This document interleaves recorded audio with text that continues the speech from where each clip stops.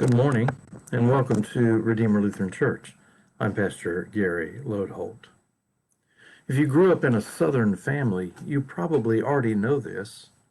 If you're visiting a relative or a friend, you start saying goodbye a long time before you leave. In my own family, I've seen it happen where you comment that you need to get going, and that's followed by another 30 minutes of a discussion, and then you might get up and head out to the driveway where there's a whole different conversation before you ever get into the car. Well, sometimes it might seem that way with Jesus too. This week, we're walking through the resurrection stories that appear in the Bible, stories of the times when the risen Jesus appeared to his disciples. Sometimes they might seem to drag on, but in fact, they all happen in the 50-day period between Easter and Pentecost. The writer of Luke indicates that Jesus appeared to the disciples many times over these days, but there is one other story that seems significant that is recorded a bit in Mark and more robustly in Matthew. It happens on an unnamed mountaintop in Galilee. Mark says that they were all reclining at the table, and Matthew seems to picture it up on a mountain. As Matthew tells it, now the 11 disciples went to Galilee, to the mountain to which Jesus had directed them. When they saw him, they worshipped him, but some doubted. And Jesus came and said to them, all authority in heaven and on earth has been given to me. Go, therefore, and make disciples of all nations, baptizing them in the name of the Father and of the Son and of the Holy Spirit, and teaching them to obey everything that I have commanded you. And remember, I am with you always to the end of the age. This is the powerful story of what is called the Great Commission, where all of Christ's followers are sent out with the message of Jesus and God's love. Even more, this is where Jesus commands us to baptize new believers. But there's something else in this passage too that you might have overlooked. It's there in verse 17, where it says that they saw Jesus and they worshiped him, but some doubted.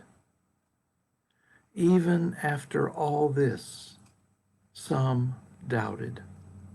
And I think there's some comfort there for us, as often our faith vacillates between fervent and failing. We aren't alone in our doubts and fears.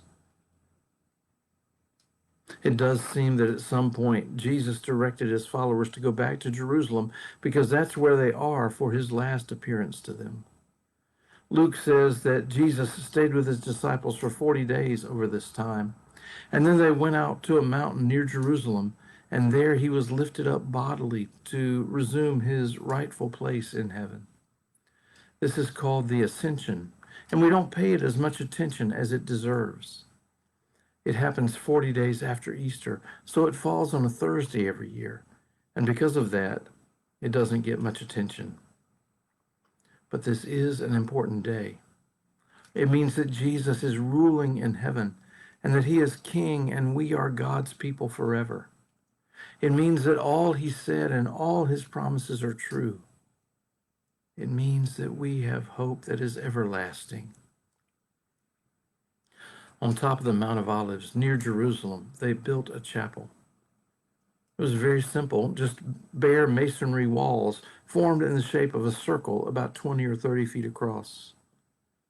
This is the Chapel of the Ascension, and there's a place there that is supposed to be the last place Jesus' foot was touching before he was lifted up.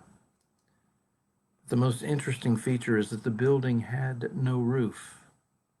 Like the disciples, you can stand in that chapel and stare upward into the heavens in wonder at the ascended Jesus. And then, like the disciples, you can hear the call to leave that place and go into all the world with the love and the message of Jesus.